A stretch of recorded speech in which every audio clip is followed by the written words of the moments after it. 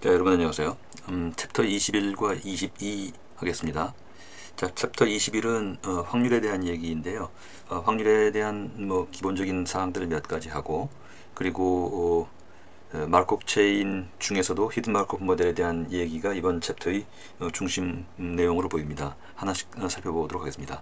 우선 이번 챕터의 목차는 화면 보신 바와 같고요. 일반적인 확률 이론, 그 다음에 제한 효소의 절단 부위에 대한 이해를 가지고 조건부 확률에 대한 내용들을 살펴보는 것 하고요. 그리고 확률 변수인 랜덤 베리어블에 대해서 특히 바이노미얼, 이항분포죠, 부하성, 그 다음에 지오메트릭 디스트리뷰션에 대한 얘기가 있습니다만 이 내용들은 상당히 뭐 간단하게 단편적으로 소개가 되고 있습니다. 조금 자세하다고 할까요? 뭐 할 수 있는 것이 마르코프 체인에 대한 것인데, 히든 마르코프 모델에 대한 일반론 얘기하고, 몇 가지 알고리즘이 있습니다만 그 중에 비터비 알고리즘, 그 다음에 포워드 백워드 알고리즘에 대한 것, 그리고 이제 그것들을 가지고 그 프로테인 시퀀스에 대한 분석 중에서 익스포저 여부에 대한 내용을 바탕으로 하는 뭐 그런 것들이 소개되고 있습니다. 그 다음에 확률 이론으로 좀 보면 뭐 몇 가지 한번 좀 정리를 해봤습니다. 확률을 무엇이라고 할 것이냐. 그래서 얘기를 좀 복잡하게 하면 뭐 한이 없겠습니다만 확률을 소위 이제 프리퀀티스트 이론과 베이지안 이론으로 나눠볼 수가 있겠죠.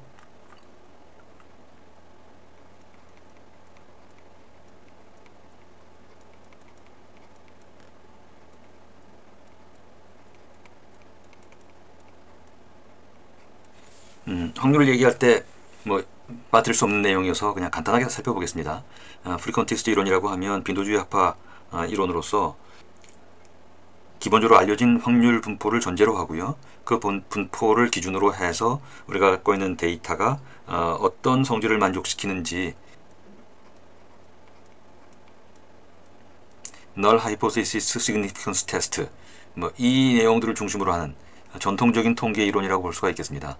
반면에 이제 베이지안 이론에서는 확률을 미리 선언적으로 정해져 있는 확률 변수를 전제로 하지 않고, 그리고 확률은 주관적인 확률이라고 생각을 하고, 그 주관적인 확률이 여러 조건에 따라서 어떻게 바뀌는지, 즉 소위 컨디셔널 프로버빌리티요, 조건부 확률에 의해서 그 계산을 해나가는 그런 주관적 확률, 뭐 이런 개념으로 볼 수가 있겠습니다.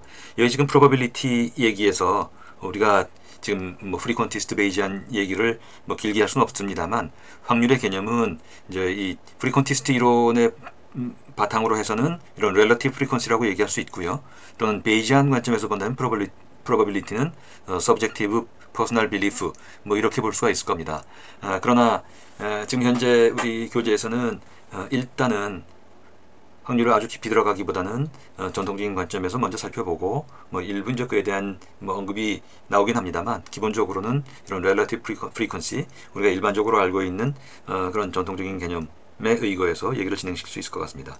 자, 그다음에 샘플 스페이스가 있습니다. 샘플 스페이스는 기본적으로는 랜덤한 어떤 익스페리먼트, 실험에 의해서 나오는 결과들, 그 결과들이 어떤 가능한 결과 셋 이 있는지 하는 것들을 이 샘플 스페이스라고 부르죠.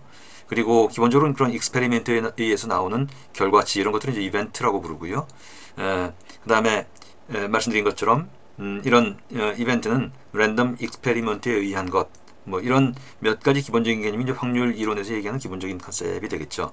그리고 우리가 일반적으로 이런 프리퀀티 이론에 의해서 얘기하는 확률의 엑시엄은 뭐 이런 것들이 있겠습니다. 그래서 뭐 항상 양수이고 전부 합치면 1이 될 수 있고, 그 이외에 이제 벤 다이어그램 같은 형식으로요, and or 조건에 의한 여러 가지 연산, set 오퍼레이터죠, 집합 연산, 이런 것들이 가능하다. 그리고 inclusion, exclusion은 그 서로소 디스조인트 여부에 의해서 이런 연산의 규칙이 좀 바뀔 수 있다 하는 것이고요. 그 다음에 확률을 얘기할 때 빠질 수 없는 것은 랜덤 베리어블의 개념일 겁니다. 랜덤 베리어블은 결국 랜덤 익스페리멘트에 의한 결과치를 랜덤 베리어블이라고 얘기를 하는데, 아주 쉽게 보면 뭐 랜덤한 값을 가지는 베리어블 뭐 이렇게 볼 수 있지만, 사실은 그렇게 봐가지고는 전체 의미를 보기 어려울 거고요. 기본적으로 랜덤 익스페리먼트를 전제로 하죠. 하지만 좀 더 숨은 뜻으로는 이런 집합이 이제 여러 개의 예컨대 멀티플 익스페리먼트라든지 조건부 확률이라든지 또 확률 간 연산 이런 것들을 함에 있어서 단순히 스칼라 값으로 보기보다는 그런 결과 랜덤 익스페리먼트에 한 밸류 값 그것이 일종의 함수라는 개념으로 확장을 시켜서요. 이제 함수 간의 오퍼레이터로 이렇게 보고자 하는 것. 그래서 랜덤 베리어블은 한마디로 얘기하면 이제 뭐 일종의 함수, 어떤 랜덤 익스페리먼트의 결과값이 조건별로 어떤 함수의 형태를 가진다는 것, 이런 개념으로 살펴보는 것이 옳을 겁니다. 우리 교재에서 이제 이 제한 요소에 대한 예제가 나와 있는데요. 하인드 3 AAGCTT 뭐 이런 그런 이 제한 요소의 예를 들고 이것에 의해서 그 조건부 확률에 의해 나오는 그런 예제를 담고 있습니다. 세부 내용 코드를 보면서 우리 보도록 하고요. 자, 랜덤 베리어블 앞에 말씀드렸습니다만 이제 그런 의미로 해석을 하고요. 자, 그 상태에서 그런 랜덤 베리어블이 가지는 결과값들의 집합이요, 샘플 스페이스, 이것들이 일정한 분포를 가지게 되는데 여러 가지 분포가 있죠. 이제 그 중에 우리 교재에서는 이제 바이노미얼 분포, 그다음에 부화성 분포, 지오메트릭 분포가 나와 있습니다. 부화성 분포는 바이노미얼 분포와 상당히 관련이 있습니다. 근데 이제 시행 횟수, 트라이얼 횟수가 거의 무제한에 가깝게 커지고 또 석세스의 비율이 0에 가깝게 아주 작아질 때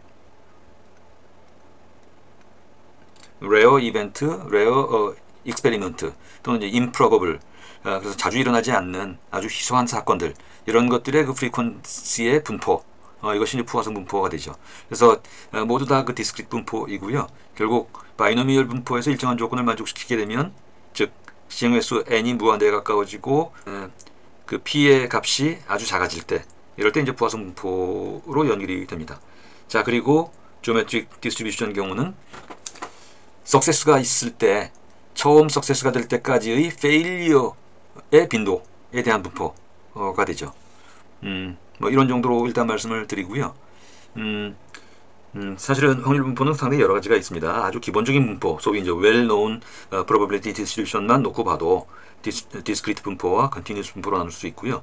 디스크리트 분포에 이제 이런 여러 가지 중에 우리가 잠깐 말씀드린 것이 이제 바이노미얼, 그 다음에 부화성 분포, 그리고 지오메트릭 분포 이렇게 있고요.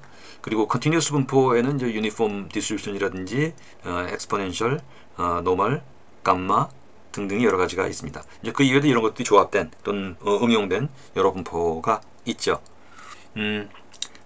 파이썬을 이용할 때는 scipy.stats 모듈에 나와 있는 여러 가지 이 분포를 이용할 수가 있습니다. 물론 이제 그 이외에도 몇 가지 예컨대 스태츠 모델즈라든지 뭐 이런 것들이 있습니다만, 여기 이제 그런 것들을 좀 나열했고요. D 라플라스, 디스크리트 라플라스 분포입니다.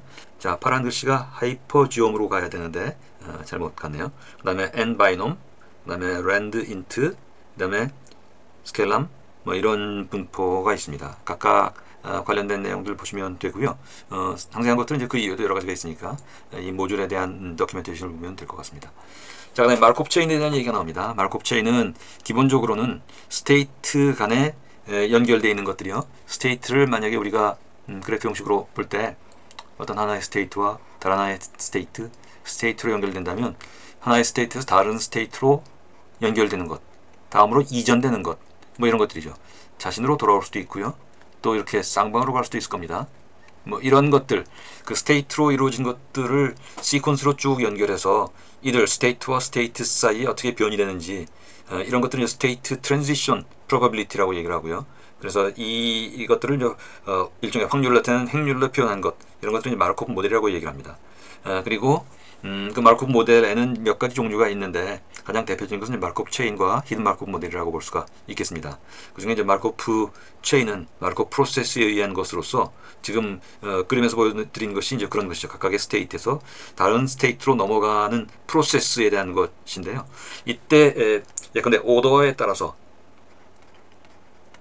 그러니까 퍼스트 오더인 경우는 하나의 스테이트는 그 직전의 스테이트로부터 오는 확률 값에 의해서만 영향을 받는다는 것이고요. 만약에 오더가 2이면 n-2, n-1에 의해서 n이 연결되는, 영향받는 뭐 이런 것들을 얘기합니다.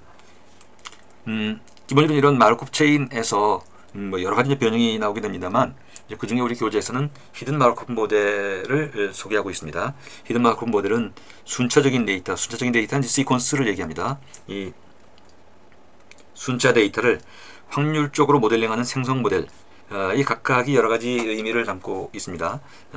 우선은 확률적이라고 하는 것은 스토캐스틱 이라는 개념이고요. 그 다음에 생성 모델입니다. 생성 모델은 주어진 조건에 의해서 새롭게 이렇게 생성되는, 만들어지는 그런 스테이트, 새로운 스테이트가 만들어진다고 보고 그것들을 밝히는 것이어서요. 오늘날 제너레이티브 모델, 생성 모델이 상당히 이제 유행하고 있습니다만, 생성 모델은 그런 의미에서 없던 것들 하나하나 추정해 나가는 것이어서 정확도는 개런티 되지가 않습니다만, 그런데 이제 이전 방식, 이제 디터미니스틱에 비해서는 과거에 불가능했던 그런 디터미니스틱 모델에서는 불가능했던 것들을 가능하게 하는 그런 특징이 있습니다.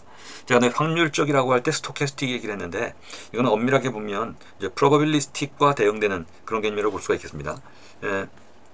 프로버빌리스틱이 스태틱한 정적인 것이라면 스토캐스틱은 이제 다이내믹한 것이라고 볼 수 있고요. 그래서 하나의 스테이트에서의 찬스의 비율, 이런 것들을 이제 probability라고 얘기한다면, 스토캐스틱이란 한 스테이트에서 다른 스테이트로 전이되는, 트랜지션하는 비율, 가능성, 이런 것들을 얘기하게 되죠.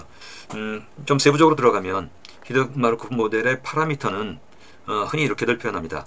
히든 마르코프 모델의 파라미터 람다는 A, B, 파이 이렇게 표현하거든요. 우선 파이는 처음에 시작되는, 예컨대 시작점이 있고 끝점이 있다면 물론 이제 이 시작과 끝은 이제 순환될 수도 있고 그냥 일방향으로 갈 수도 있겠습니다만, 처음 시작할 때의 조건을 파이로 얘기를 합니다. 그래서 initial state probability, 그리고 이것들은 전부 좀 매트릭스로 표현을 하게 돼서 매트릭스 계산을 하게 되는데, 이때 초기 조건을 파이라고 부르고요. 그 다음에 히든 마르코프 모델은 크게 두 가지로 스테이트를 나눕니다. 히든 스테이트와 observable 스테이트. 그래서 observable state를 줄여서 observation이라고 한다면, 우리가 관측하는 모든 데이터, 관측하는 사항들은 전부 observation에 속하게 되고요.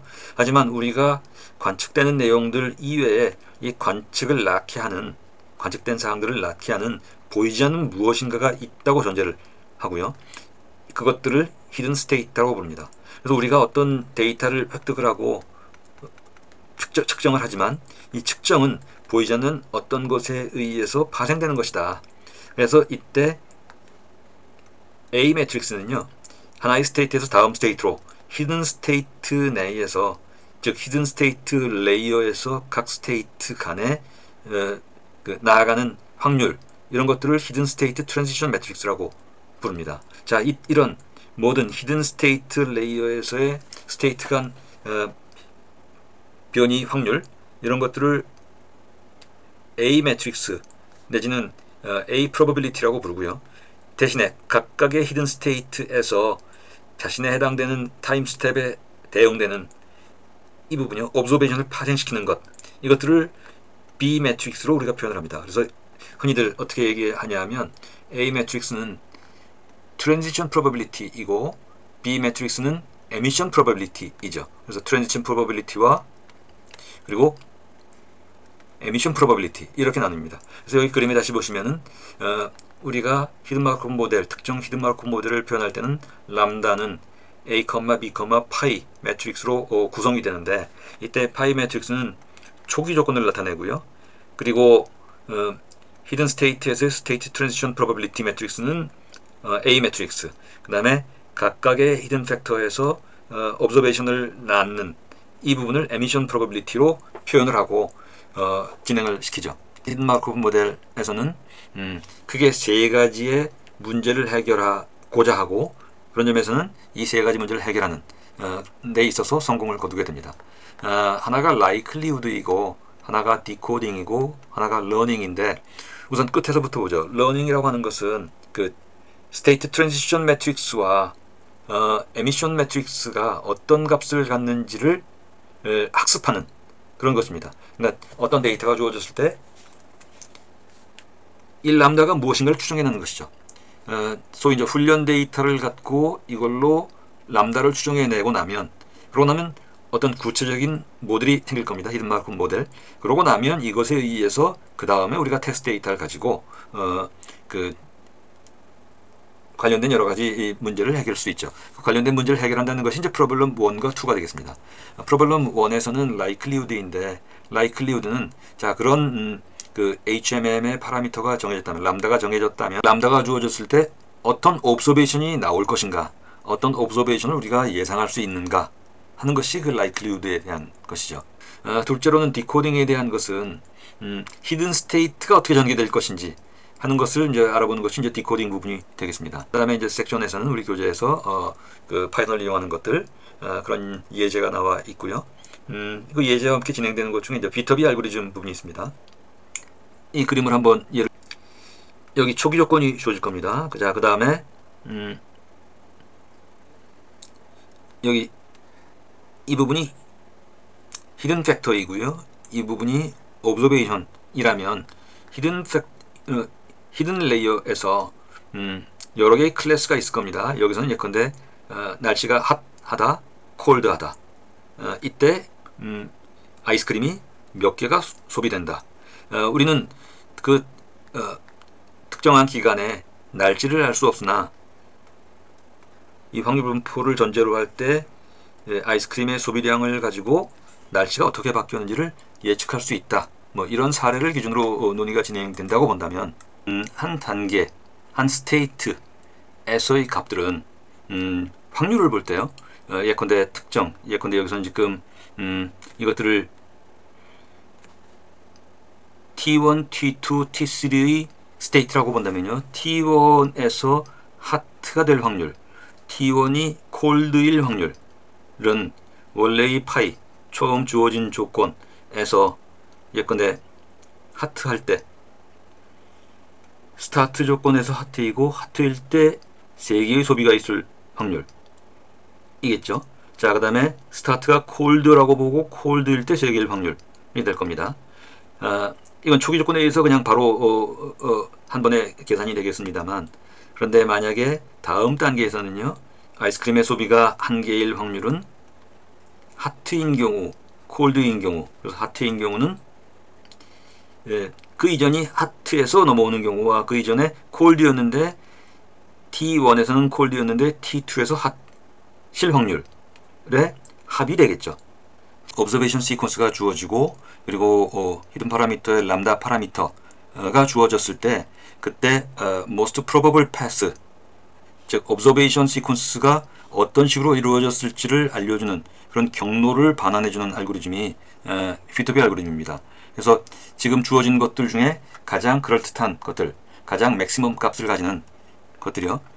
예컨대 지금 여기서는 0.32와 0.2죠. 그럼 0.32가 될 겁니다. 그리고 이 경우 지금 타임 스텝 2에서는 0.404와 0.069이죠. 그러면 0.069에 해당되는 것이 되겠죠. 자, 이렇게 해서 가장 각 단계마다 가장 큰 값으로 연결되는 뭐 이런 것들을 이제 비터비 알고리즘이라고 부릅니다. 자, 다시 앞으로 돌아와서요. 그게 이제 비터비 알고리즘이고요. 자, 이것들을 계산함에 있어서는 앞에서 본 것처럼 지금 아주 짧은 단계였지만 만약에 이 각각의 단계요, 각 단계마다 가능한 가지수가 예컨대 20가지라고 하죠.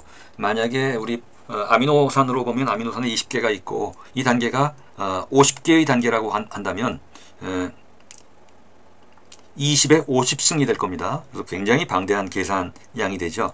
이제 그래서 그런 것들을 해결하기 위해서 이제 다이내믹 프로그래밍을 이용하게 됩니다. 다이내믹 프로그래밍은 우리가 전에도 봤었지만 각 단계마다의 중간 계산 과정 중에서 필요한 것들은 항상 일정한 저장을 해놓고 그리고 반복해서 계산하지 않고 앞서 계산됐던 항목들을 그냥 가지고 와서 이용하는 그런 것들을 얘기하게 됩니다.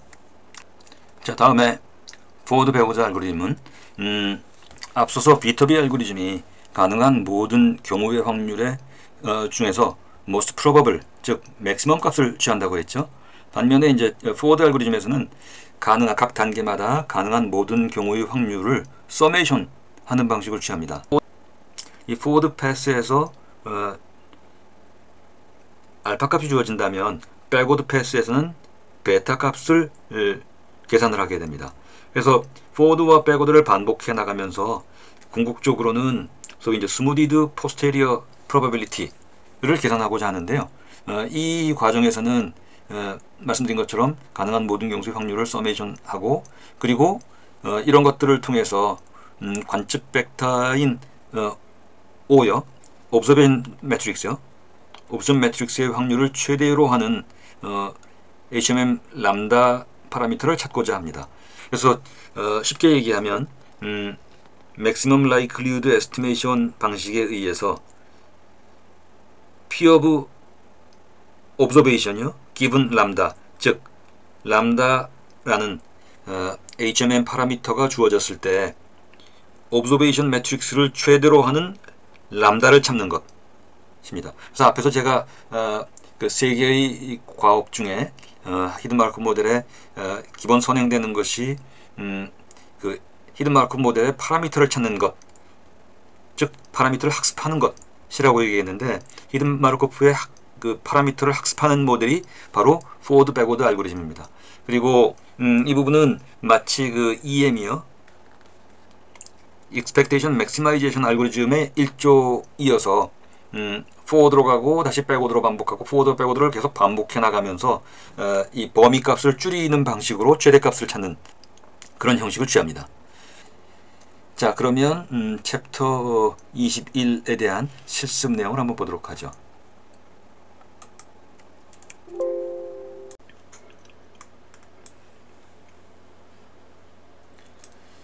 자, 챕터 21은 probability.py가 코드 모듈로 되어 있습니다.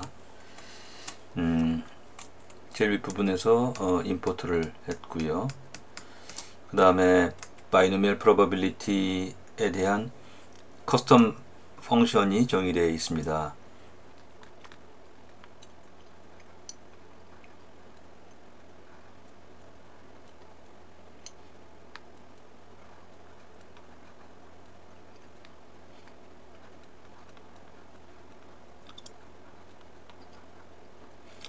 뭐 이런 공식을 적용한 것이죠.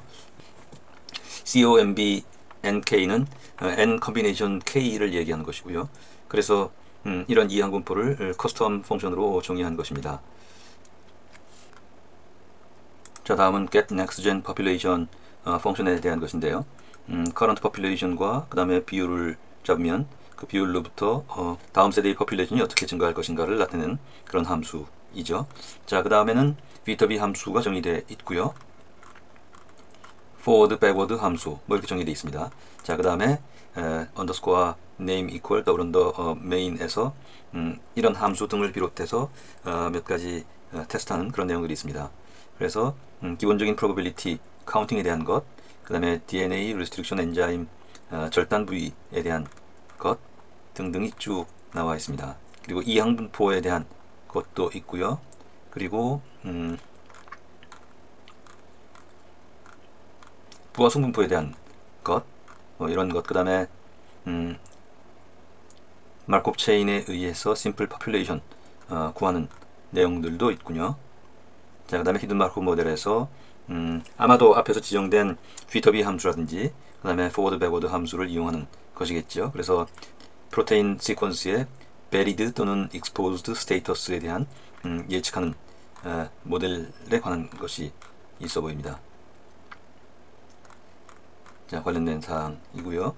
그래서 이것들을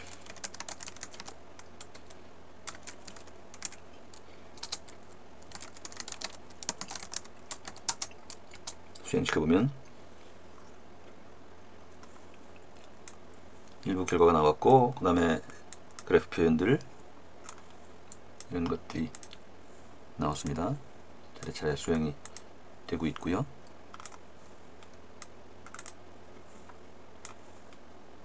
수행된 결과들을 볼 수 있고,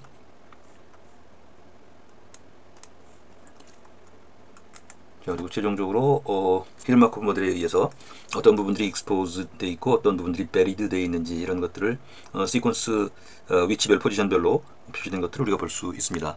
그리고 맨 마지막 부분에 파이플러스에 쇼 시킨 그런 그래프가 보여지고 있네요. 자, 이런 정도의 내용이 이번 챕터의 내용이 되겠습니다. 자, 그러면 세부적인 사항들은 우리 그동안 해왔던 것처럼 주피터 노트북을 통해서 한번 보도록 하겠습니다.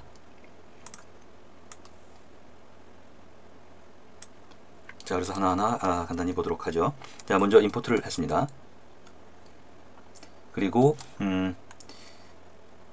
ATCG 각각의 염기마다의 우리가 관측한 빈도수가 있고요. 이것들을 전체 서메이션하고 여기 딕셔너리 되기 때문에 value는 value 값들, 이 숫자 값들만 가지고 오겠죠. 이것들을 서메이션 한 다음에 플로팅 포인트로 바꾸어서 토탈이라는 변수에 놓고 토탈로 나누니까 전체에 아마 각각의 비율이 나오겠죠. 각 염기마다의 비율이 나와 있습니다. 자, 그 다음에 우리가 슬라이드 때 잠깐 얘기한 것처럼 AAGCTT로 대변되는 하인드 3 절단 효소를 제시를 하고 그리고 위에서 봤던 각 염기마다의 출현 확률 있죠. 그런데 그 확률을 기반해서 이런 절단 효소가 나올 확률은 각각의 확률 값을 곱해야겠죠. A가 나올 확률 곱하기 A가 나올 확률 곱하기 G가 나올 확률 등등 차례차례해서 곱해 나가서 보니까 0.002236의 확률을 가지고 이런 절단 효소가 출현할 수 있다라는 것을 우리가 알 수가 있습니다. 자, 그 다음에는 GCAT 염기를 나열해 놓고 그리고 각각에 대한 집합 연산을 하려고 합니다. 그래서 집합 연산을 하기 위해서 이벤트 1, 2에 대해서 세트로 집합 데이터 스트럭처로 정의를 해놓고 그리고 X, Y 각각에 대해서 돌아가면서 아웃컴을 잡았네요. 그럼 X, Y는 조합이 되겠죠. 두 개의 염기의 다양한 조합이 될 겁니다. 아마도 4 곱하기 4가 되겠죠. 그리고 아웃컴이 그렇게 됐고 그 다음에 probability는 그 개수만큼 16개를 잡을 겁니다. 자, 그 다음에 그 아웃컴에 A가 있을 경우에는 이벤트 1으로 또는 X와 Y 두 개의 염기가 서로 같지 않을 때 이벤트 2로 만들어 놓고 인터섹션으로 났네요. 그래서 인터섹션 부분이 나왔고 자, 이 경우에 대해서 각각의 probability를 계산을 했습니다. 계산을 하고 그게 P 이벤트 1과 P 이벤트 2로 되어 있고 P 이벤트 and 2 지금 이 부분입니다. 이것은 인터섹션에 해당되는 것 이렇게 잡았죠. 그리고 오화 조건이니까요. 이벤트 1이거나 이벤트 2 유니온으로 잡고 그 다음에 서메이션으로 하면 각각의 유니온 이벤트일 겁니다. 유니온이 그 유니온에 해당되는 유니온 각각마다 해당되는 확률을 곱해서 probability of union이 나왔겠죠. 그래서 계산을 해서 이렇게 나왔습니다. 혹시 이 부분이 헷갈리시면 뭐 이렇게 보실 수도 있을 것 같아요.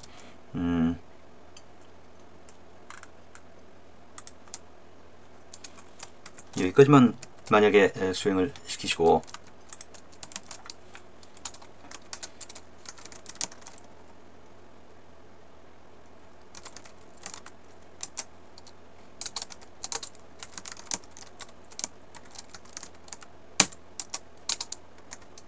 이렇게 보시면 이 아웃컴 부분에는 위에 루프가 바깥의 루프, 안의 루프 동작을 하면서 제일 마지막 부분만 지켰겠죠. 만약에 이게 아웃컴을 전체 다 보려면 별도의 변수를 잡고 아웃컴을 어펜드 시켜 나갔으면 전체가 보였겠죠. 그것들을 여러분들 해보시기 바랍니다.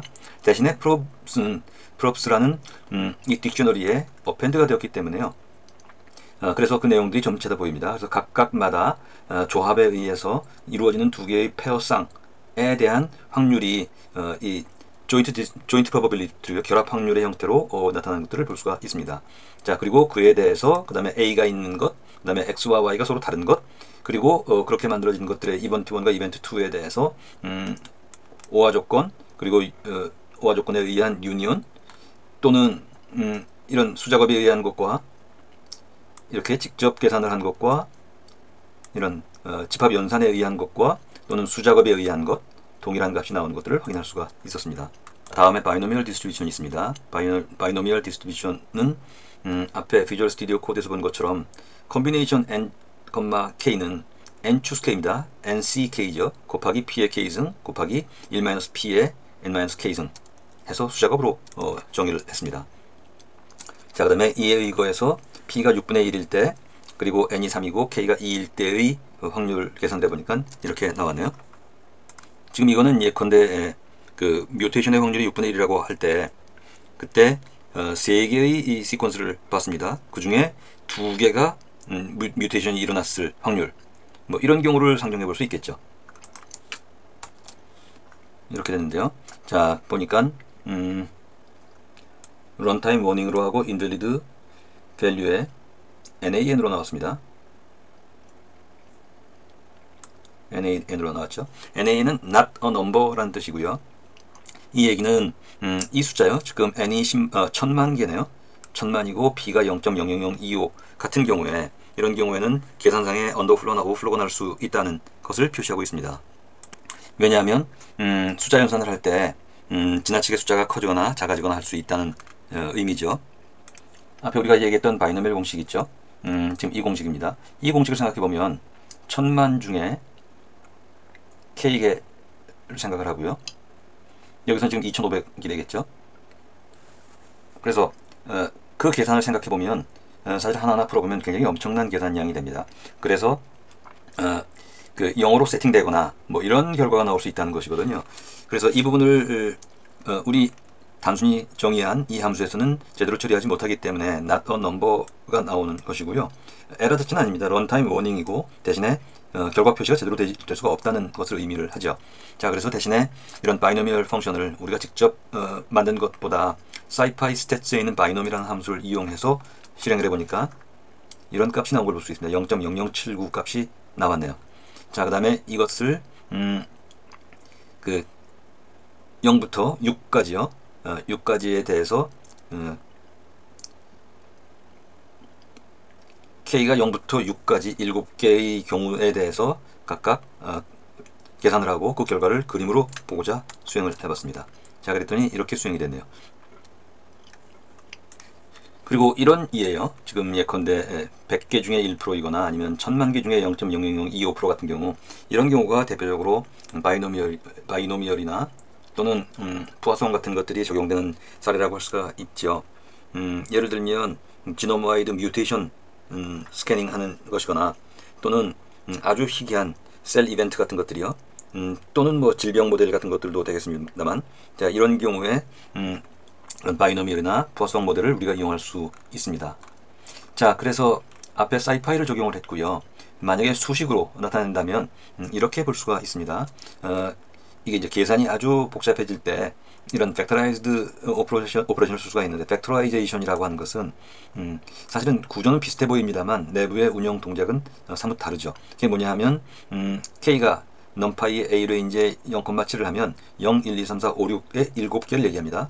그리고 바이놈의 PMF로 하면 probability mass function 이어서 이렇게 주면 0일 때의 바이노미얼, 1일 때의 바이노미얼 해서 6일 때의 바이노미얼까지 차례차례 계산을 해서 그 결과를 프롭스에 넣어줍니다.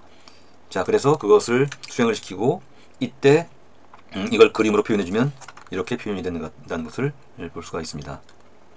자, 같은 내용이지만 표현을 좀 더 명확하게 하기 위해서 간혹 발생되는 문제점들을 한번 살펴보도록 하죠. 자, P가 0.00025이고 N이 1000만일 때 바이노미얼을 계산을 했습니다. 그리고 바이노미얼의 PMF에 2500일 때, PMF 2500일 때를 출력을 해보고 이것의 mean과 standard deviation을 출력해 봤습니다. 자, 그랬더니 mean과 standard deviation은 나왔지만 PMF 값이 0으로 나와 버렸어요. P에 2500 승을 하면 0.0025에 2500 제곱이 되고요. 그렇게 되면 거의 10에 마이너스 870승 뭐 이렇게 되더군요. 자, 그런 식으로 또 1-P에 N-K를 하면 10에 마이너스 7000승. 그래서 아주 작은 숫자가 되기 때문에 언더플로우가 돼서 제대로 출력될 수가 없었습니다. 그게 지금 여기 나온 현상이고요. 그래서 이 부분은 여러분들 직접 관심 있으시면 한번 수행해 보시면 되고요. 저는 이미 설치가 되어 있습니다. 그래서 이런 방식으로 설치를 하시고 그리고 수행을 시키면 아주 작은 숫자이지만 PMF 값이 정확하게 찍히는 것들을 볼 수가 있습니다.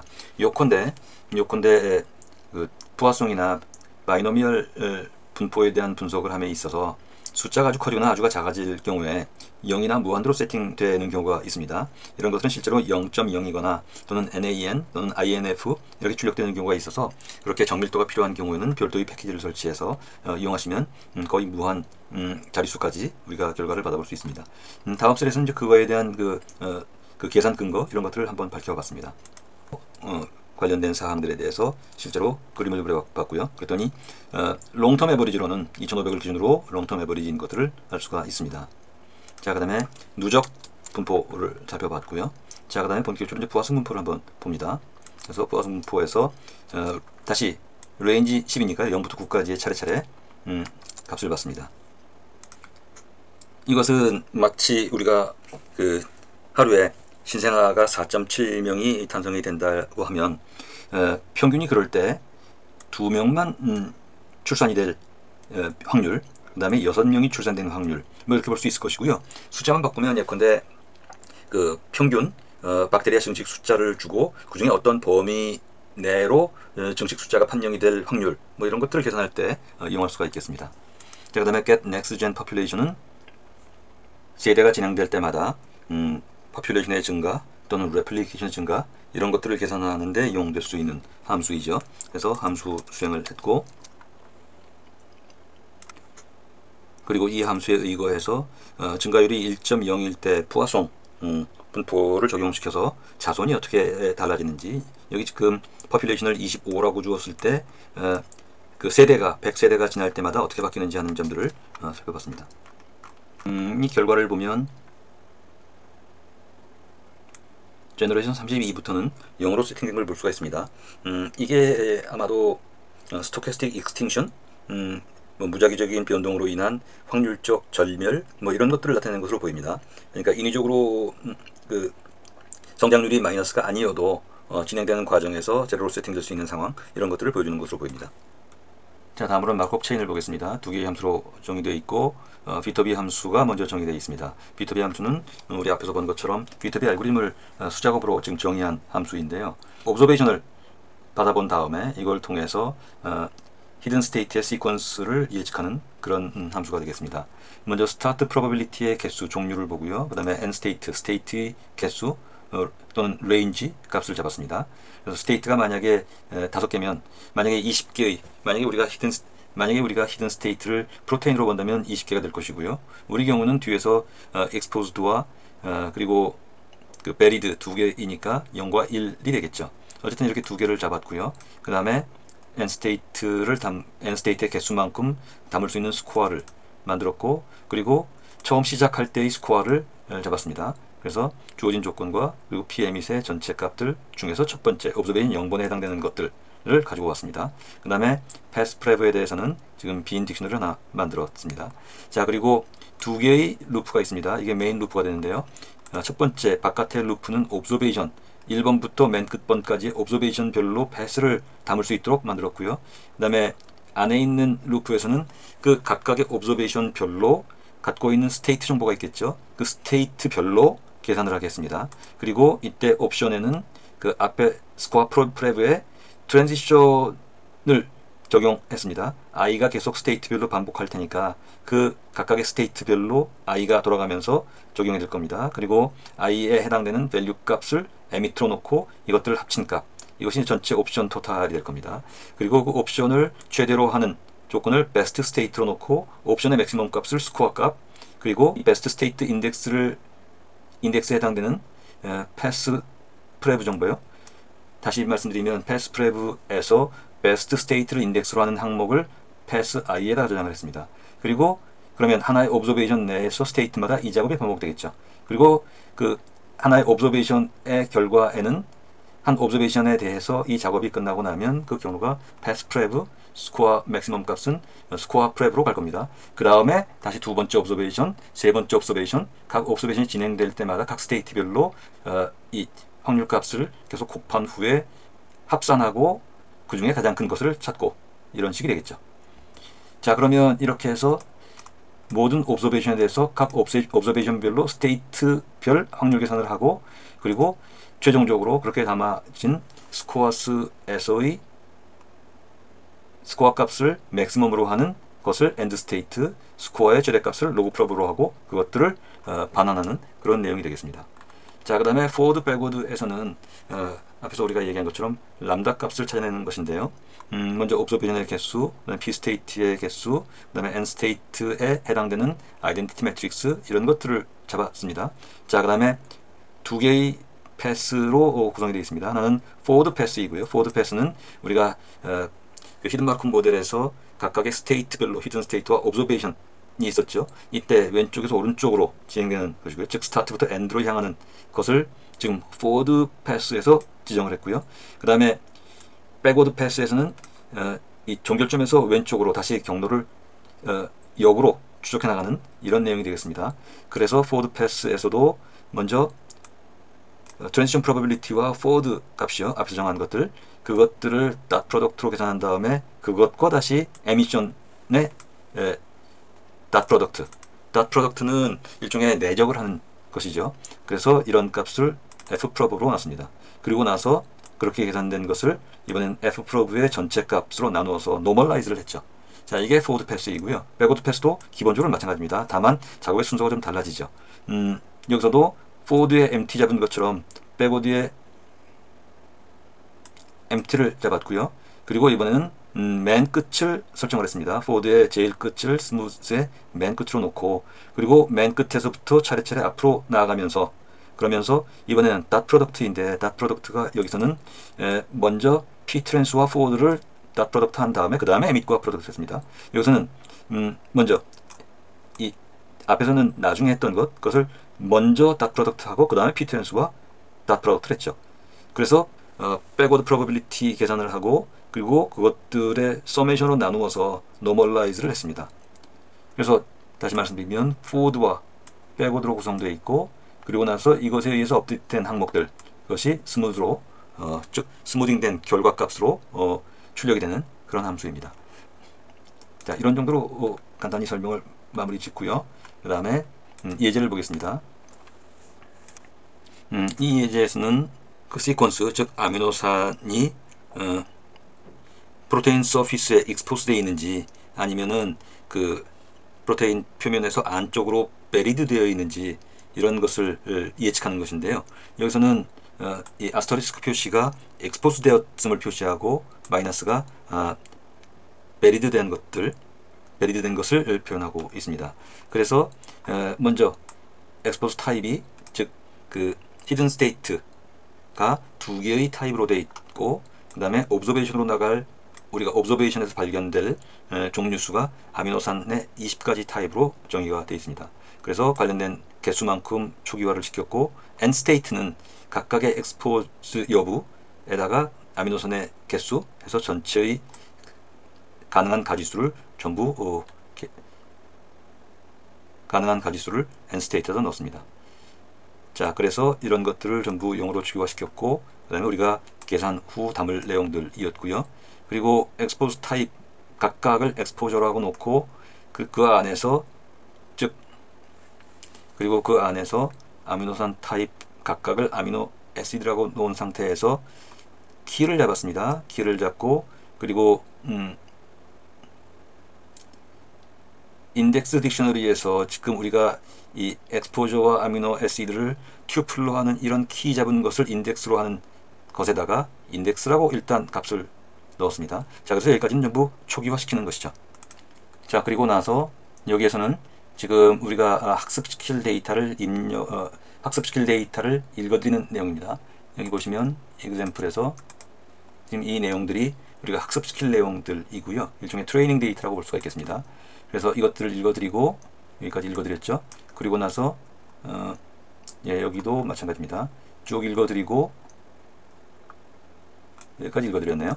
이번에는 학습시킨 데이터를 가지고 우리가 테스트할 데이터를 넣습니다. 이런 시퀀스를 봤을 때 우리가 예측한 람다 파라미터를 가지는 히든 마르코브 모델에 의해서 엑스포저 또는 베리드를 예측하는 모델을 실행해보자 하는 것이죠. 자, 그래서 지금 옵저베이션으로 읽어드렸고요. 실제는 이 데이터를 지금 옵저베이션으로 읽어드렸습니다.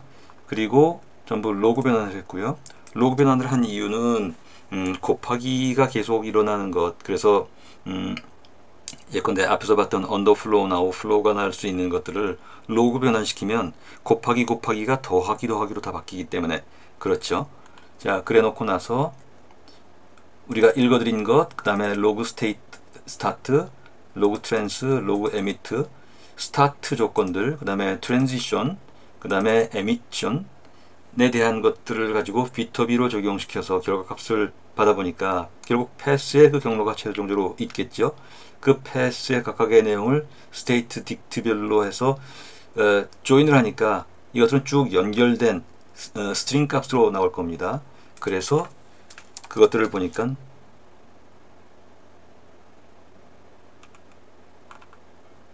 비터비가 수행을 안 했네요. 자, 그러면 수행을 하고, 이렇게 나온 걸 볼 수가 있습니다. 그래서 다시 간단하게 보면 읽어드린 것으로 학습을 시키고, 그리고 이 시퀀스를 observation으로 하고 람다 값을 가지는 히든 마르코브 모델에 적용을 시키니까 각 시퀀스의 포지션마다 예컨대 지금 이것이 아스터리스크가 엑스포즈 된 것이니까 각 위치마다 엑스포즈드 또는 베리드로 판단된다 하는 것이죠. 자, 그 다음에 포지션별로 생성된 것들을 그림으로 한번 출력해 보니까 이렇게 출력이 됐습니다. 그래서 지금 이 부분은 exposed list이고요. 그 다음에 밑에 부분은 buried list입니다. 그래서 각 위치별로 우리가 판단하는 확률 값들이 표시되어 있습니다. 이 편차가 크다는 것은 예컨대 exposed 된 확률은 매우 크고, 그 다음에 buried 될 확률은 매우 작고, 뭐 이런 것들을 표현을 해주고 있죠. 일종의 참고 데이터라고 볼 수가 있겠습니다. 자, 이번 챕터는 이런 정도로 실습 설명을 마치도록 하겠습니다.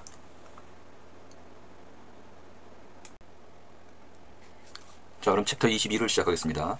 챕터 22는 통계에 관한 얘기인데 이 역시 이 전체 중에 아주 일부 내용을 다루고 있습니다. 우리 교재에서 다루고 있는 내용을 중심으로 말씀을 드리겠습니다. 화면에 보시는 게 우리 목차이고요. 통계 분석에 대한 일반론 얘기, 그 다음에 통계 파라미터에 관련돼서 몇 가지 얘기가 있고요. 그 다음에 통계 검정에 대한 얘기가 있습니다. 그리고 코릴레이션과 코베리언스에 대한 얘기, 뭐 이렇게 4개의 주제로 구성되어 있습니다. 자, 먼저 통계 분석에 대해서 보면 이 역시 우선 기본적인 몇 개의 용어 내지는 개념의 얘기가 되겠습니다. 먼저 표본으로 얘기되는 샘플, 그리고 유의성에 관련된 significance, 뭐 이렇게 볼 수 있고요. 뭐 일반적인 얘기이기 때문에 일일이 다 말씀드리진 않겠습니다. 통계는 기본적으로는 모집단을 파악하고 싶은 것인데 모집단을 파악하는데 전체를 볼 수 없으니까 일부 샘플링을 해서요. 샘플링에 대한 분석, 표본에 대한 분석을 하고 이것 가지고 모집단을 추정하는 것이죠. 모집단의 특성을 파악하고자 하는 것이 기본적인 출발점이 되겠고요. 이와 관련돼서는 직접 추정하는 추정과 에스티메이션이죠. 또는 간접적으로 진술에 의한 진위 여부를 파악하는 가설 검정 2개로 나누어진다고 할 수가 있겠습니다. 일반적으로 이제 가설 검정의 형식을 취하고요. 이때는 널 가설과 대립 가설 2개로 나뉘어지죠. 그리고 as is, 그 다음에 액션 이렇게 나눠본다면 as is에서 널 가설, 널 하이포시스가 true일 때, false일 때, 그리고 우리가 의사결정에서 true일 때, false일 때인데 이때 false일 경우, true일 경우를 통계에서는 좀 조심스럽게 표현을 해서 fail to reject, 그래서 reject하지 않는다, 받아들인다, 뭐 이렇게 얘기를 하죠. 그리고 reject한다. 그래서 널 가설이 true일 때 true라고 판단하는 것 또는 reject하지 않는 것, 이것은 이제 올바른 의사결정이라고 할 수가 있겠고요. 또는 널 가설이 false일 때 reject하는 것, 이것을 또 올바른 의사결정이라고 할 수가 있겠습니다. 그래서 이때 널 가설이 false일 때 false인 것을 가려내는 것, 이걸 이제 검정력, 파워라고 얘기를 하고요. 그래서 correct decision 2개를 합친 것, 이게 이제 accuracy가 되겠습니다. 그 다음에 널 가설이 true인데 이것을 reject하는 것을 일종 오류라고 얘기를 하고 또는 알파 오류라고 얘기를 하죠. 또는 널 가설이 false인데 이것들을 reject하지 않고 받아들이는 것, 이게 이제 이것이 베타 오류, 이정 오류가 되겠습니다. 그리고 아예 말씀을 드리면 이때 이 우리의 목적은 이 가설 검정을 함에 있어서 이 2개의 correct decision, 이 합친 것은 accuracy라고 했는데 accuracy를 높이는 것이 목적이 되겠죠. 하지만 accuracy를 높이기 위해서는 알파 오류와 베타 오류를 낮춰야 되는데 이 2개를 동시에 낮출 수가 없죠. 알파 오류를 낮추면 베타 오류가 커지고 베타 오류를 낮추면 알파 오류가 커집니다. 2개의 오류, 일종 오류, 이종 오류 사이에는 이제 트레이드오프 관계가 있기 때문에 그래서 어쩔 수 없이 우리는 하나를 고정시킬 수밖에 없습니다. 일반적으로는 우리가 이 일종 오류를 고정을 시키죠. 그래서 우리가 일반적으로 이제 95% 신뢰 구간을 기준으로 한다고 할 때 그때 95% 신뢰 구간이라고 하는 것은 또는 95% 신뢰 수준이라고 하는 것은 알파 오류를 5%만큼 용인하겠다는 것이죠. 그래서 알파 오류를 5%로 고정시켜 놓고 나서 그리고 베타 오류를 낮추는 노력을 하게 되죠. 자, 여기서 우리가 흔히 사용하는 p-value라는 개념이 있습니다. p-value는 알파 오류를 5%, 즉 신뢰 수준 95%를 기준으로 한다면 알파 오류가 5%만큼 용인하겠다는 것인데요. 그 5%와 비교해서 계산된 p-value가 더 적으면 그만큼 알파 오류가 작다는 의미니까 널 가설을 리젝트하고 대립 가설을 택하게 됩니다. 다시 얘기하면 우리가 데이터를 통해서 모델 파라미터를 추정해내게 됩니다. 그리고 이때 계산된 모델 파라미터, 컴퓨터를 통해서 계산된 모델 파라미터는 일종의 대립가설 형태로서 nothing happening, 이게 널 가설이라면 something happening, 이게 대립가설이 되죠. 데이터를 통해서 계산된 모델 파라미터가 something happening, 즉 대립가설이고, 알파 오리가 5% 이내가 되면 reject 널 가설이고, 그리고 accept 대립가설이 되죠. 대립가설, 즉 모델 계산된 모델 파라미터 값을 우리가 받아들일 수 있는 형태가 된다, 이렇게 얘기할 수가 있겠습니다.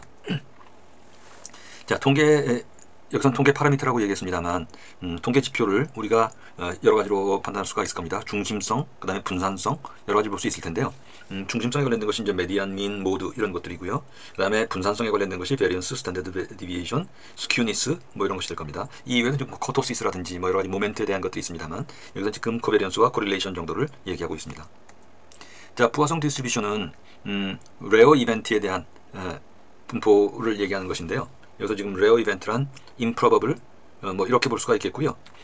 앞에서 잠깐 언급을 했습니다만, 우리가 바이노미얼에서 확장된 것이 또는 응용된 것이 부화성이라고 할 수가 있겠습니다. 이때 n이 무한대로 커지고 p가 0에 가깝게, 그러나 이 n과 p를 곱한 샘플 전체의 숫자와 probability를 곱하면 그 mean 값, average 값이 나오는데요. average 값이 도출되어 있다면, average 값을 우리가 정할 수 있다면, 그렇다면 이것들은 n의 값이 커지고 p의 값이 작아짐에도 불구하고 어떤 분포의 특성을 우리가 살펴볼 수가 있습니다. 그것이 바로 부화성 디스트리뷰션이죠. 그래서 부화성 디스트리뷰션은 바이노미얼로부터 파생된 것인데, 이런 형식을 취하게 되고요. 기본적으로 이런 공식의 도출에는 그 테일러 급수가 동원되게 됩니다. 자, 통계 검정에서는 보통 95% 신뢰 구간이라고 하면 95% 신뢰 구간에서 양끝은 5%의 2분의 1만큼, 그래서 2.5%만큼이 되겠습니다. 만약에 우리가 90% 신뢰 구간이라면 양끝이 5%씩 되겠습니다만, 자, 그때 앞서 말씀드린 것처럼 이런 신뢰 수준을 우리가 기준으로 한다면 이때 p-밸류 계산을 해서 서로 비교해 볼 수가 있겠습니다. 자, 이때 p-밸류를 한마디로 얘기한다면 관측된 유의 수준, 즉 데이터로부터 우리가 계산된 유의 수준, 뭐 이렇게 얘기할 수가 있겠습니다. 자, Z-스코어는 기본적으로는 시그마분의 x-뮤입니다. 자, 이걸 통해서 각 데이터가 갖고 있는, 예컨대 우리가 가지고 있는 데이터에 컬럼이 있다면 컬럼별로 단위가 다를 수 있죠. 예컨대 킬로그램 단위, 밀리미터 단위, 뭐 이런 단위에 의해서 영향을 받게 되는데, 이런 것들을 극복할 수 있는 방안 중에 하나가 Z 트랜스포, Z 스코어를 이용하는 방식입니다. 자, 여기서 시그마를 만약에 루트 n으로 다시 나누어서 분모를 형성한다면 이건 일종의 표준 오차 개념으로 이용할 수가 있게 되는데요. 표준 오차라고 하는 것은 샘플 민의 퍼짐의 정도, 뭐 이렇게 얘기할 수가 있겠습니다. 자, 다음으로 G-테스트에 대한 얘기가 나옵니다. 자, G-테스트는 기본적으로 카이-스퀘어 테스트와 같은 개념이라고 볼 수가 있고요. 다만 차이가 있다면 여기 표에 나와 있는 것처럼 카이-스퀘어 검정이 스퀘어드 디퍼런스에 의한 것이라면 G-테스트는 likelihood ratio에 의한 것, 그래서 결과적으로 계산 공식이 차이가 있다는 점이 다를 뿐이고요. 기본적으로 사용처는 거의 비슷합니다. 다만 이런 공식의 차이 때문에 카이-스퀘어 검정이 좀 더 센서티브 하고요. 다만 이거에 비해서 G-테스트는 좀 더 컨서버티브한 이런 성격을 가지고 있다고 할 수가 있겠습니다. 자, 다음으로는 코릴레이션과 코베리언스가 있는데요. 기본적으로 코베리언스는 두 개의 베리어블 사이의 단위차를 생각지 않고 바로 x- expectation, y-y expectation을 서로 곱한 값으로 볼 수가 있습니다. 그리고 코릴레이션 코에피션트는 이런 코베리언스를 x의 베리언스, y의 베리언스에 곱한 것으로 나눈 것, 또는 달리 표현하면 시그마 x 곱하기 시그마 y분의 시그마 xy, 즉 x의 표준편차, y의 표준편차로 x와 y의 공분산을 나눈 것, 뭐 이렇게 볼 수가 있겠습니다. 그래서 우리가 이제 이 단위가 크게 문제가 되지 않을 때는 상관계수로 보는 것이 가장 효과적이고 직관적일 것이고요. 만약에 그렇지 않고 서로 단위차가 큰 경우에 단위를 인위적으로 조절하는 것이 큰 의미가 없다고 생각된다면 이때 코베리언스를 이용할 수 있고요. 코베리언스가 두 개의 것, 둘 다 마찬가지입니다만 코베리언스나 코릴레이션이나 전부 두 개의 변수, 두 개의 확률 변수를 서로 비교하는 것이라면 그 이상이요, 3개 또는 5개, 10개 또는 수십 개의 피처를 갖는, 예컨대 컬럼 데이터에서 20개의 컬럼이 있다고 하면 20개의 변수라고 볼 수가 있죠. 이것들의 이 상관성으로 서로 비교할 때는 코베리언스를 확장시킨 SSCP입니다. 그래서 Sum of Square, Cross Product 를 이용해서 진행할 수가 있고, 이걸 통해서 이제 공분산 행렬을 계산한 다음에 진행하는 것이 주로 다별량 통계 분석에서 주로 이용되는 내용이라고 할 수가 있겠습니다. 자, 상관계수에 대해서는 뭐 플러스 1부터 마이너스 1 사이의 값을 취하고 선형성만을 본다든지 뭐 이런 특징과 한계가 있습니다. 자, 그 다음에 마지막으로 심플 리니어 리그레션이 있는데, 여러분들 잘 알다시피 리그레션이라고 하는 건 선형 모델 중에 하나로서 잔차 최소화를 하는 추정선을 도출해내는 것이라고 볼 수가 있습니다. 변수가 하나일 때, 즉 그 독립변수와 종속변수 사이의 관계를 나타내는 것이 심플 리니어 리그레션이 되겠습니다. 자, 그러면 슬라이드 설명 여기서 마치고요. 이어서 바로 실습으로 넘어가 보겠습니다. 실습 코드는 statistics.py 파일인데요.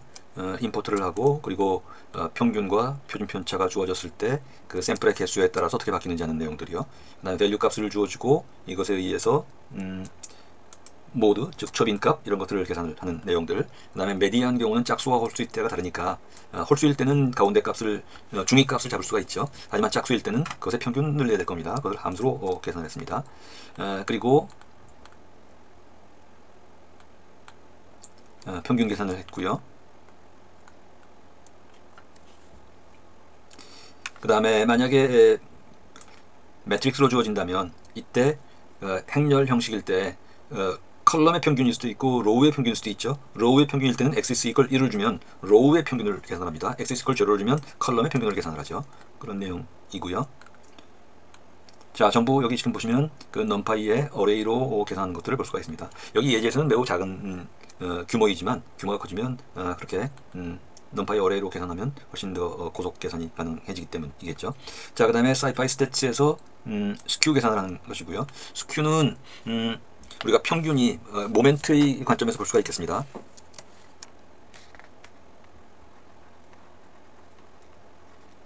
모멘트는 1차, 2차, 3차, 4차 등등으로 볼 수 있는데요. 1차 모멘트가 평균이라면 2차 모멘트가 분산, 3차 모멘트가 스큐니스, 4차 모멘트가 커토시스라고 볼 수가 있고요. 그 중에서 여기서 지금 스큐니스에 대한 계산이 지금 이걸 이용해서 할 수 있다는 것이고요. 그리고 scipy stats에서 제공되는 여러 함수 중에 바이노미얼 테스트 하는 것이요. 우리 지난 시간에도 나왔습니다만, 그리고 바이노미얼 테스트, 테일 테스트입니다. 를 지금 함수를 지정해서 계산하는 내용입니다. 그 다음에 포아송 테일 테스트 하는 함수가 지정이 되어 있고요. 그 다음에 놈에서는 노멀 디스트리뷰션에 대한 얘기네요. 평균과 표준 편차, 스텝 사이즈 등등을 주고 하는 얘기들이 있고요. 그 다음에 G스코어 계산하는 것이 있습니다. G스코어도 scipy stats에서 제공되는 Z스코어 또 놈 이런 것들을 이용하는 얘기가 나와 있습니다. Z 테스트 민 계산하는 함수가 제시되고 있고요. 그 다음에 T 컨피던스 인터벌 계산하는 함수가 제시되어 있습니다.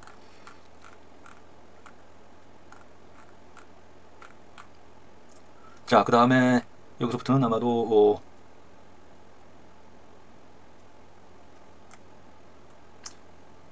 카이스퀘어 검정하는 얘기가 진행이 되고 있네요. 자, 그리고 코릴레이션 코베리언스에 대한 얘기들이 쭉 나와 있습니다. 쭉 나와 있고요. 그리고 그것들을 시각화하는 내용들이 나와 있군요. 자, 그래서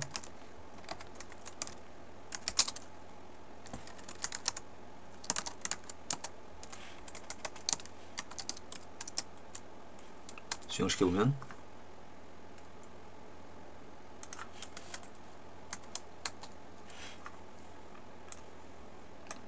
계산 결과에 의해서 여기 지금 전부 별도의 팝 창으로 나오고 있네요.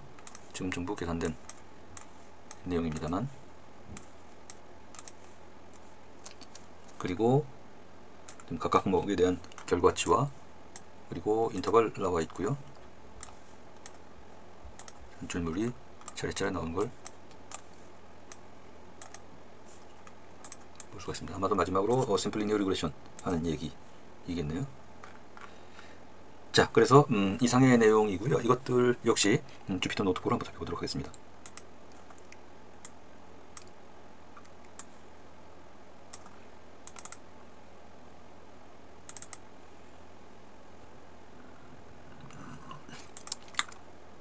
자, 먼저 임포트를 했고요. 그 다음에 말씀드린 것처럼 민과 스탠다드 디비전 주고 샘플 개수에 따라서 어떻게 달라지는지 한 점들이 쭉 나와 있습니다. 그 다음에 밸류 값이 있고 모드를 계산하는 것이네요. 최빈 값. 그 다음에 메디안 계산하는 것이고요. 그래서 주어진 데이터에 의해서 메디안 계산을 했습니다. 밸류 값은 위에서 계산된 그런 데이터, 이 데이터에 대한 모드 값입니다. 자, 그 다음에 get median 했었나요? 그리고 밸류 값이 있고 min 계산하는 것이요. 그 다음에 로 평균, 컬럼 평균에 대한 것이 되겠네요.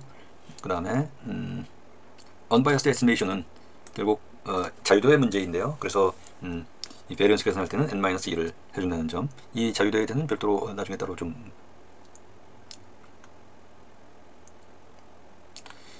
그래서 불편 추정량의 얘기가 여기 지금 나와 있습니다. d-d도프를 1을 주면 -1이 되어서 그래서 불편 추정량이 된다는 것이 여기 나와 있습니다. 여기 지금 나와 있는 biased estimate와 unbiased estimate는 여기서는 큰 차이가 없습니다만 아주 정밀하게 계산할 때는 이런 편중된 값과 그리고 편중되지 않은 불편 추정량 이것들을 구별해서 우리가 이용할 수 있습니다. 자, 그리고 standard deviation 계산하는 것이요. 그 다음에 standard error mean은 평균의 표준 오차에 대한 말씀을 앞에서 드렸습니다. 그 계산을 하는 예가 나와 있습니다. 여기서는 지금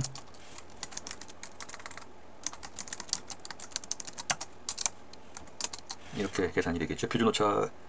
평균의 표준 오차가 이렇게 계산된다는 얘기입니다. 자, 그 다음에 스퀴니스이고요. 스퀴니스도 우리가 수작업으로 계산할 수 있지만 여기서는 지금 scipy stats의 함수를 이용하고 있습니다. 자, 바이노미얼 테스트이고요. 그 다음에 앞서 말씀드렸던 정해져 있는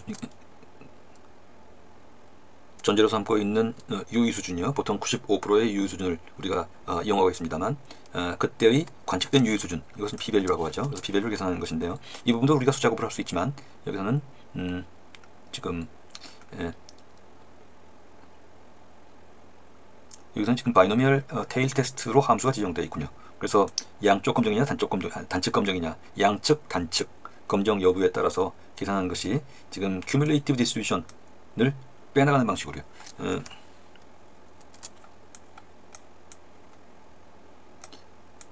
만약 한쪽이라면 전체 중에 이 부분을 뺄 수 있을 겁니다. 만약에 양쪽이라면 다시 이것에 대한 조처를 해줘야겠죠. 그래서 원사이디드냐 단측이냐 아니면 양측이냐를 가지고 계산을 해주고 있습니다. 그래서 바이노미얼 원테일 테스트로 했을 때 지금 그렇게 이 단측으로 이 범위를 벗어날 확률은 0.03, 즉 3.1%라는 것들을 지금 알 수가 있고요. 양측으로 했을 때는 0.62%라는 걸 알 수가 있습니다. 자, 부화성 테스트는 말씀드린 것처럼 레어 이벤트에 대한 것이고요. 그래서 자, 이 경우에는 지금 scipy stats에 있는 부화성을 이용했네요. 그래서 부화성으로 하면 그 부화성 값이 나올 거고요. CDF로 하니까 이 부화성 디스트리뷰션에서의 누적 값이 계산이 되어서 그걸 가지고 테일 테스트를 했습니다.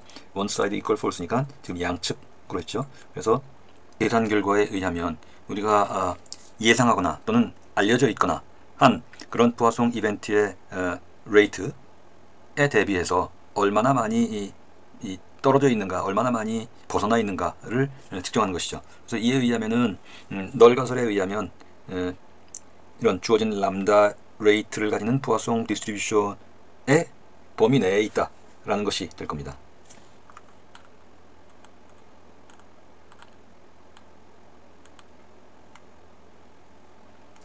그래서 이 경우에는 카운트가 2300일 때, 2400개일 때, 2550개일 때 이 경우마다 이 투테일 테스트의 결과값이 달라졌는데요. 보면은 지금 2300개나 2400개의 경우는 5 곱하기 10의 마이너스 5승입니다. 또는 4 곱하기 10의 마이너스 2승이었죠. 그런데 2550일 때는 3 곱하기 10의 마이너스 1승입니다. 0.3이죠. 그래서 0.3이 나왔다는 얘기는 p-value가 매우 높다는 얘기입니다. 우리가 말씀드린 것처럼 95%의 유의 수준을 기준으로 본다면 p-value가 5% 이내여야 되는데 지금 3%가 나왔습니다. 0.5%, 0.05 이하여야 되는데 0.3이 나왔으니까 p-value가 크죠. 그래서 이 경우에는 significant 하지 않다. 것이고요. 그래서 크게 벗어나 있지 않다는 얘기가 됩니다. 그러나 P-밸류로 이 부하성 분포로부터요. 그러나 지금 이 두 가지 경우는 널가설로부터 많이 벗어나 있죠. 적어도 2550개 또는 0.05니까 이렇게 볼 수 있겠네요. 2400개 이상이 되어야 부하성 분포의 조건에 부합되게 우리가 부합되는 것으로, 부하성 분포에 부합되는 것으로 판단할 수 있고, 2400개 이하인 2300개의 경우에는 거기에 부합되지 않는 것으로, 즉 부하성 분포를 따른다고 볼 수 없다고 판단하게 될 겁니다. 자, 원테일 테스트에 대한 얘기고요. 마찬가지로 부하성 테일 테스트 진행을 해야겠네요. 자, 마찬가지로 이 경우에는 단측 검정에 의해서 부하성 분포를 따르느냐의 부분인데, 평균을 2500이라고 보고 부하성 분포에 대한 테스트를, 즉 람다가 2500인 부하성에 대해서 2300, 2400, 2553개를 단측 검정해 본 결과 P-밸류가 2300과 2400은 로우 P-밸류입니다. 하지만 2550은 P-밸류가 매우 높다는 것을 알 수가 있죠. 거의 비슷한 결과이지만 그 약간의 개수적인 차이가 있는 것을 우리가 알 수가 있습니다. 자, 노멀 디스트리뷰션 경우요. 이것도 주어진 지표, 평균과 분산, 스텝 사이즈 등등을 놓고 분포 곡선을 그려봤습니다. 자, 이번에는 구간 값을 주고요. 즉 mean 마이너스 스탠다드 디비전의 플러스 마이너스 2배, mean을 기준으로, 평균을 기준으로 스탠다드 디비전의 플러스 마이너스 2배를 주었습니다. 그리고 계산을 했죠. 일반적으로 알려져 있다시피 95%가 됩니다. 플러스 마이너스 1 시그마는 68%, 95%, 99.7% 이런 것들이 일반적으로 우리가 알고 있는 내용들이죠. 자, 그 다음에 노멀 디스트리뷰션에서의 테일 테스트입니다. 그래서 노멀 테일 테스트인데 함수를 직접 만들었네요. 일반적으로 우리 그렇듯이 누적 함수를 이용해서 CDF입니다. 이걸 이용해서 민밸류 빼기 디퍼런스, 이런 계산 방식으로 진행을 하고 있습니다. 그래서 노멀 원 테스트, 원테일 테스트를 하니까 이런 값이 나왔습니다. 역시 P-밸류의 얘기입니다. Z 테스트가 되겠네요. 자, 그래서 여기서는 시그마분의 x 마이너스 뮤 한 값으로 계산을 했습니다. 그래서 계산을 해보니까 이런 값이 나왔죠. 여기서는 지금 estimated G-스코어 값이 나왔고요. 이거는 결국 0을 기준으로 플러스 마이너스 1 시그마인 스탠다드 노멀 디스트리뷰션, 표준 저기 분포에 이들 각각의 값들이 어떻게 대응되는지 하는 것들을 보여준 것이죠. 자, 그 다음에 커스텀 G 테스트입니다. 그래서 이거는 G-스코어와 P-밸류를 매뉴얼리 수작업으로 지금 계산한 얘기가 되겠습니다. 자, 그 다음에 T-테스트에서는 여기서 지금 사이파이 스태츠의 T-테스트 원 샘플을 좀 보고 있습니다. 그래서 원 샘플에 대한 것이고, 투 샘플 비교한 것들은 또 투 샘플 이용하면 되죠. 자, 그래서 T-테스트 원 샘플을 이용을 하니까 나온 결과가 T-스탯 값과 그리고 투 테일 프로바빌리티의 값이 이렇게 나온 걸 볼 수가 있습니다. T-테스트 IND는 두 개의 서로 독립적인 인디펜던트 샘플의 평균에 대한 T-테스트를 진행하는 것을 얘기합니다. 그래서 샘플 1과 샘플 2가 있을 때 이 둘이 서로 인디펜던트 하다면 이것에 대해서 T-테스트를 할 수 있죠.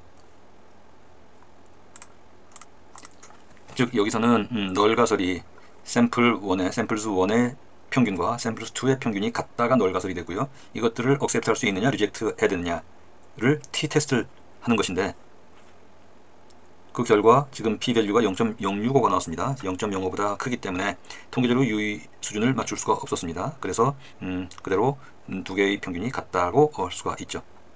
자, 다음으로 컨피던스 인터벌에 대한 함수가 tconf 인터벌이라는 이름으로 만들어졌습니다. 여기서는 샘플의 개수 등등을 초기화시키고요. 그리고 이용을 ppf 함수를 이용했습니다. ppf는 사이파이에 있는 함수인데 퍼센트 포인트 펑션의 약자입니다.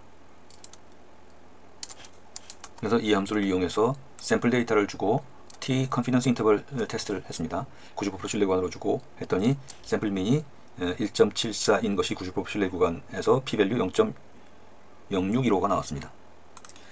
자, 다음으로 컨피던스 인터벌에 대한 얘기인데요. tconf 인터벌이라는 함수를 지정을 했군요.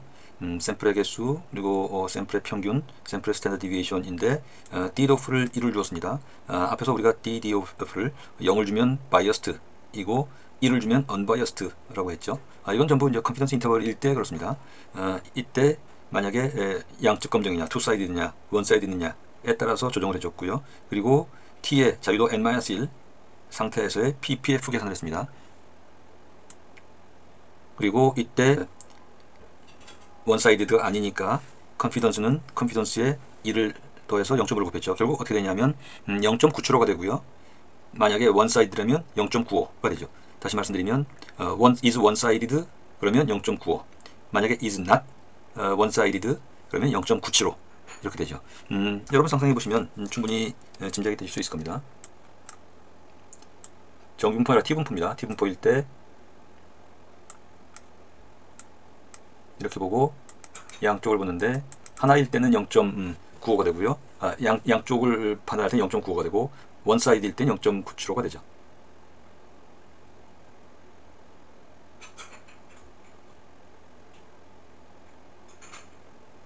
다시요. 이렇게 보고 t분포입니다. t분포에서 원사이드면 ppf에 0.95가 적용이 되고요. 투사이드라면 ppf에 0.975가 될 겁니다. t 스타 곱하기 루트 n분의 s가 되죠. 그래서 그걸 인터벌로 잡게 될 겁니다.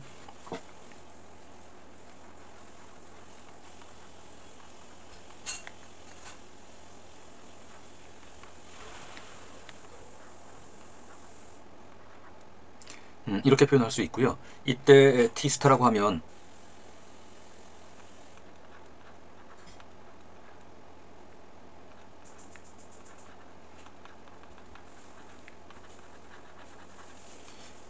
t스타라고 하면 자유를 n-1로 준 t분포에서의 크리티컬 밸류라고 할 수가 있습니다. 그래서 이것들을 마진으로 하는 컨피던스 인터벌을 잡고자 하는 것이 이 셀에서의 내용입니다. 그래서 이렇게 정의를 하고 그리고 여기에 데이터를 주어서 양쪽 인터벌을 봤죠.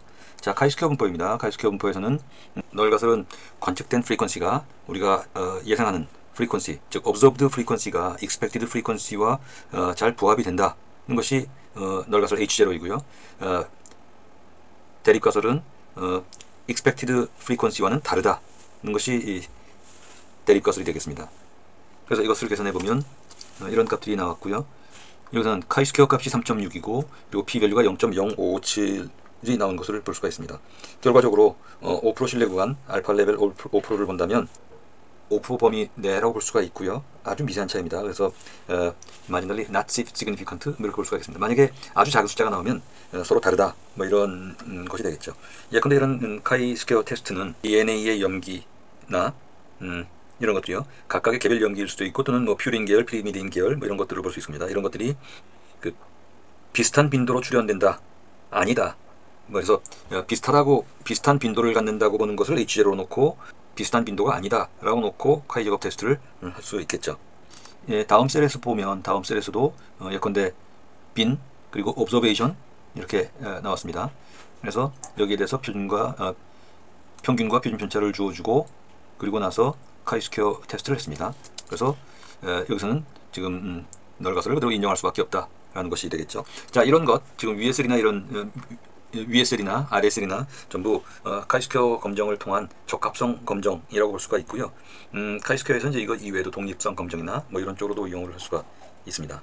자, 그래서 나온 결과를 보면 널가설을 리젝트할 수 없다, 그대로 인정한다 이고요. 이때 여기서의 이 셀에서의 널가설이라고 하는 것은 노멀 디스트리뷰션입니다. 즉 주어진 값들이 이런 빈이라는 구간을 얘기합니다.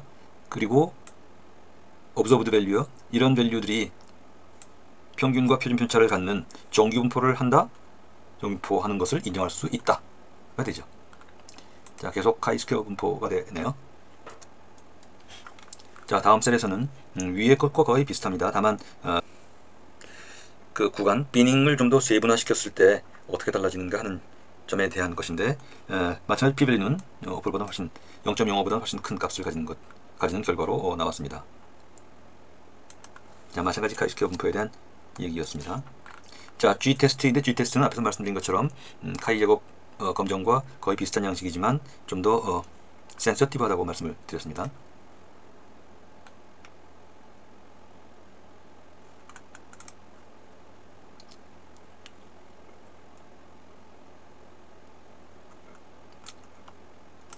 그래서 계산된 것이 G-테스트에 의하면 이렇게 나왔고요. 그 다음에 카이-제곱 테스트에 의하면 이렇게 나왔죠. 카이-제곱 테스트에서는 p-밸류 값이 0.002여서 아주 작지만 G-테스트에서는 p-밸류 값이 0.01로 꽤 큰 값이 나왔습니다. 그만큼 좀 더 예민하고 예민한 결과를 가져온다고 얘기할 수 있겠습니다.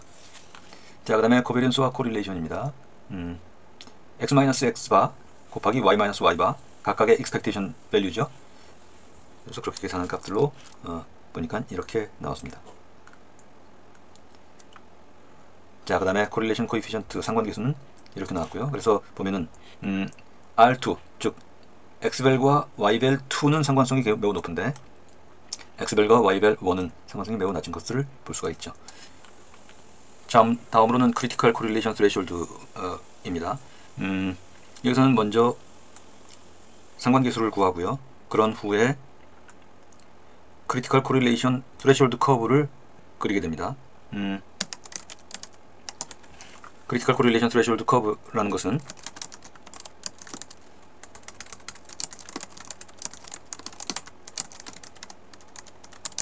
이렇게 표현할 수 있고요.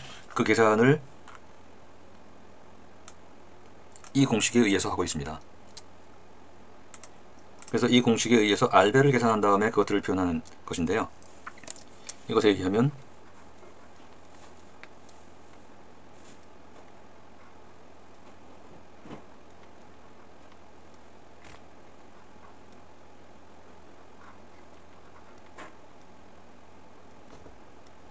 자, 이런 계산에 의하죠. 이건 뭐 따로 제가 적은 게 아니고 이 부분의 계산 공식을 표현한 것 뿐입니다. 그래서 이렇게 계산된 것에 의해서 임계곡선을 보니까 지금 이러한 임계곡선이 나왔죠. 널가설 즉 H0를 리젝트하기 위해서 필요한 R의 절대값, 상관계수의 절대값의 최소치가 얼마냐 하는 것이죠. 즉 샘플 개수가 높아지면 최소한 이 정도 필요하고요. 샘플 개수가 이만큼이면 이 정도 값으로도 가능하다는 얘기가 되겠습니다. 자, 다음으로는 어떤 구한 값을 주고 정규 분포에 의한 x밸류 값과 그리고 여기에 랜덤 노멀로 노이즈를 준 y 값을 주고요. 이걸로 코비던스 계산을 했습니다. 그래서 각각의 그레디언트를 계산을 여기서 그레디언트란 기울기라고 볼 수가 있습니다. 앞에서 본 n-2를 자유도로 하는 90.5%의 신뢰 구간이 데이터에 따라서 어떻게 달라지는지를 보여주고 있습니다. 자, 다음으로 노멀 디스트리뷰션 그리고 x의 값이 노멀 디스트리뷰션 이고요. y 밸류를 특정한 절편과 기울기를 가지는 그런 값 플러스 랜덤 값을 준 것으로 x벨과 y벨을 정했습니다. 그리고 그걸 가지고 그레이던트 계산했습니다. 일종의 기울기가 될 텐데 코베리언스를 x벨의 베리언스로 나누어 줬습니다. 그래서 그것들을 계산을 했고 그러면 일종의 회귀 직선이 그 다음 셀에서 만들어지고 있습니다. 그래서 그것들을 표현해 봤더니 이렇게 나왔네요. 자, 그리고 마지막으로 지금 4.5가 베스트 피팅 라인이 될 겁니다.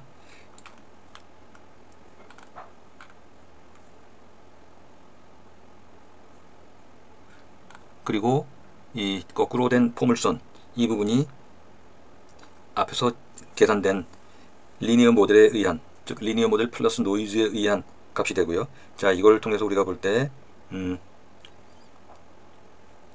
이 생성된 데이터 포인트 이 포물선이요, 이것은 리니어하지 않다는 것들을 확인할 수가 있습니다.